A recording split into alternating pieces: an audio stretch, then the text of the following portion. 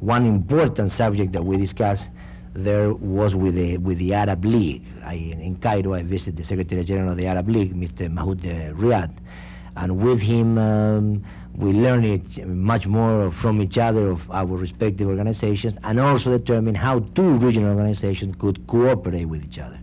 One idea that I have, and I hope that eventually will be accepted by the governing bodies, at least of my own governing body, the Permanent Council, in fact I am now presenting a report to them, is the possibility of a dialogue between Latin America and the Arab countries. As you know, the Arab countries have advanced two very interesting dialogues, one with Europe and another one with Africa. The one with Africa, being developing countries, is possibly of a great interest to us. Eventually, they had two meetings of a very high level, and eventually they came up with a very substantial fund that it was voted by the Arab countries to cooperate or participate under some parameters of action with the development of Africa.